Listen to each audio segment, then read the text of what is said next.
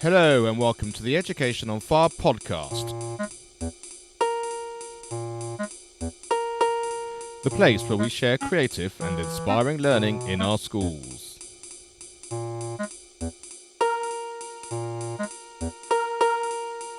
Season 3, Episode 31.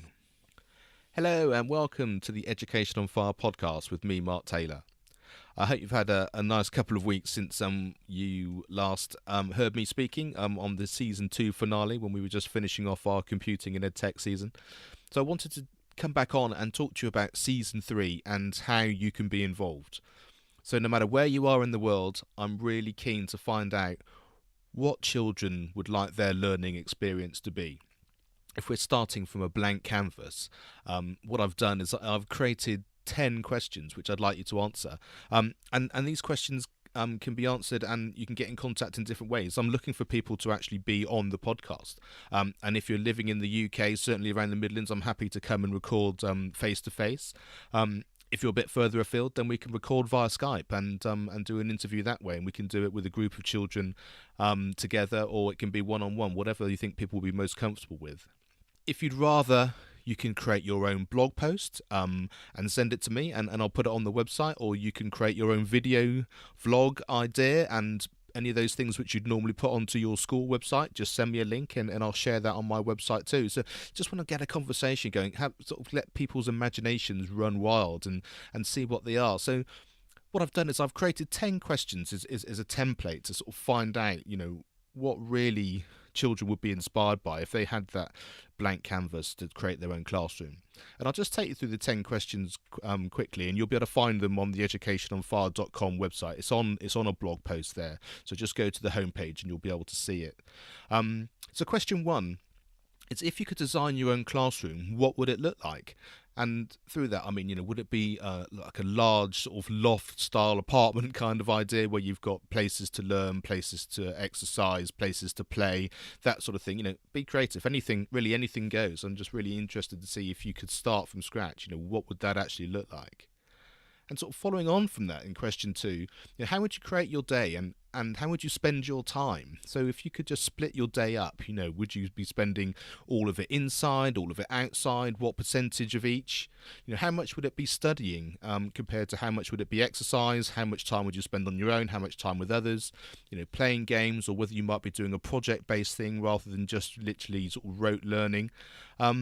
And yeah, what would your perfect day look like, and how would you like it to be day in, day out, and just really get an understanding of what an exciting day would be. What would make you jump out of bed and think, yes, I've got school today, and this is what we're going to be doing.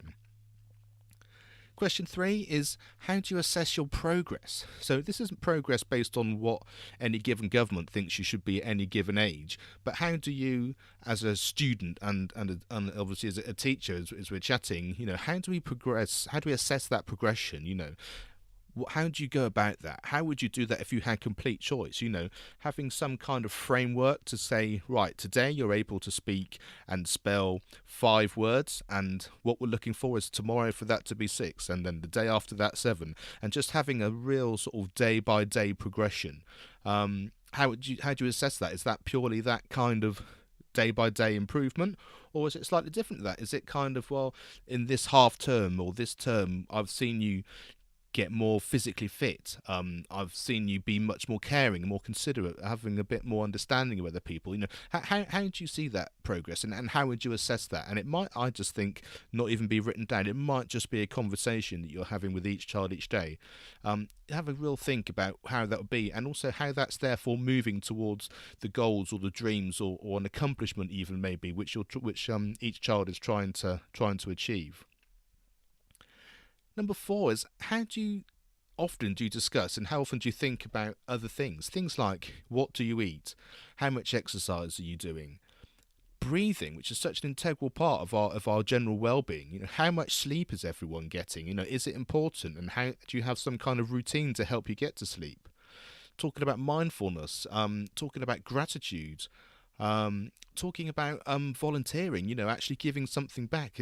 We live in quite a self-centered society a lot of the time, and actually discussing, what is it that I can do for someone else? How often does that happen in class, and is it something you think you would like to spend more time talking about, if indeed you had that opportunity to create this new kind of day that we're talking about. Number 5 is, how often do you discuss and think about life in your class? Often you hear about babies being born, but how often do you also talk about people dying? Often, there may be grandparents that have passed on.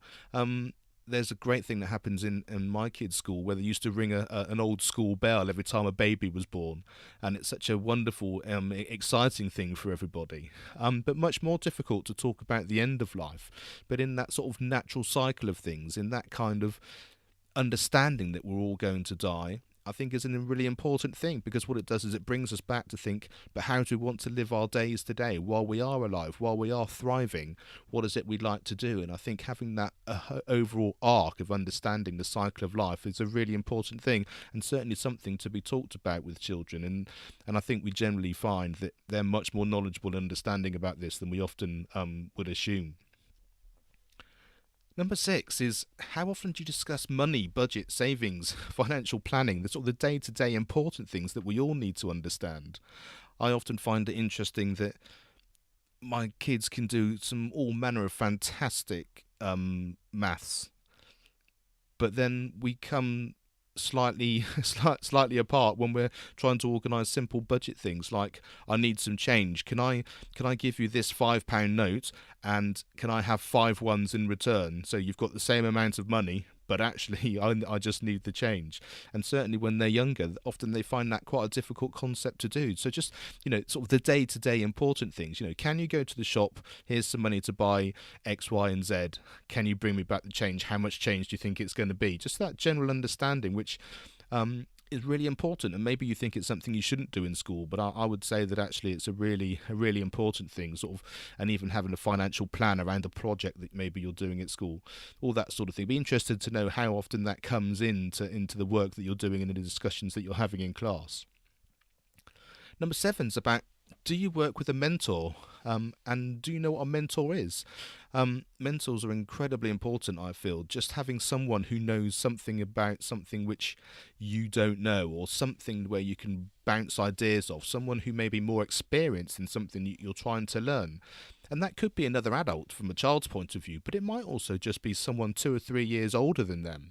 I think some of the greatest work that goes on in some schools is just having maybe a year 6 student, age 10, age 11, helping reception, or a year 1 or year 2 student learning to read, or learning with a bit of maths, because it really just changes the whole dynamic of learning.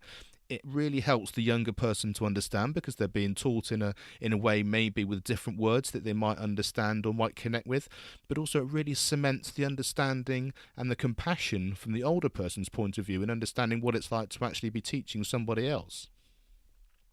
And slightly back on sort of a more project idea for number 8, how often do you lead a team of people? How often do you give a child or a group of children the chance to lead a project, have complete creative control on where it's going to go, even if there's maybe a boundary and an umbrella of what you're trying to achieve? How often do they get to do that? How often are they actually really at the centre of what's going on, not just a passive consumer of having to do something that they've been told by other people? Number 9 is, how do you like working on real projects that are relevant to you? So it might be fundraising for the school, it might be an event that's going on in your local community, a school production, maybe a concert or a sports event, but where you get involved in the whole organising of it. Maybe you need to do a budget for it, maybe you're going to go out and speak to the community and ask them if they'd like to be participating in whatever it is that you're doing. Actually, if you're doing a school production, how much does it cost to hire some of the lighting or the staging, or where do you actually go to get the rights to do something? Should you write a letter about it? Can you blog about it afterwards and let people know what was going on? And as a student, as a child, do you feel that that's more exciting because it's relevant to what's happening now, using all the skills that you're learning, actually having it with an event which is actually relevant? And how do you feel that learning process is? I usually find that just makes it come to life for me, and can often be very cross-curricular and cover all the aspects of learning that we feel are important. And then finally, number 10, of all the things that you enjoy doing at school, do they happen during the school curriculum time, or do they often happen after school, in after school clubs, or something you do outside of school? Because for me, I often find that certainly some of my children, it's the after-school clubs, it's the Hot Shots, which is a basketball club, or a U-Dance, which is a dancing club. But they're things that we pay for either before school or after school. And if that becomes a bit of a theme and lots of children are in the same boat, maybe we should be thinking about having some of these as an integral part of what's going on during the school days, so that they're not extras that you have to pay for, but they're an integral part of what every child gets to do to develop their skills and have the fun the same as everybody else. So if this sounds like the sort of thing you want to answer, you want to discuss this with your children in school, as I said, drop me a line and we can, after you've had your conversation, we can come on the podcast and I can chat to them and we can interview it and it'll go out live on the podcast. If you just want to use them as a framework and write a blog, or just answer the questions and send them to me and I can put them on the website, that's absolutely fine too. Or maybe you want to do something for your own school and just send me a link because you've uploaded it somewhere, either on your school website or on your school blog, something like that. And I just want to share it, get that conversation going. Just, if we can just create a school life actually which everybody wants to be part of, then maybe we'll see maybe a few themes coming through which makes our school day look a little bit different than maybe it does already. And as I said, it's open to anybody around the world. It'd be really interesting to see whether it's something which is very country-based, whether there's a universal feeling about education in different parts of the country, different parts of the world, whether you're in a small school, in a large school, whether you're in a city, whether you're in the country, whatever it happens to be. Let's just get this conversation going. Take part, and let me know what you think and what your answers are to some of these questions, and we'll see if we can find some great answers which maybe can be useful for the future. So thanks so much for listening, and I look forward to hearing from you. And just get in touch, go to educationonfire.com. There's a contact page there, and then you can just leave me a message. Speak to you soon. Thank you. Thanks for listening to the Education on Fire podcast. For more information of each episode and to get in touch, go to educationonfire.com.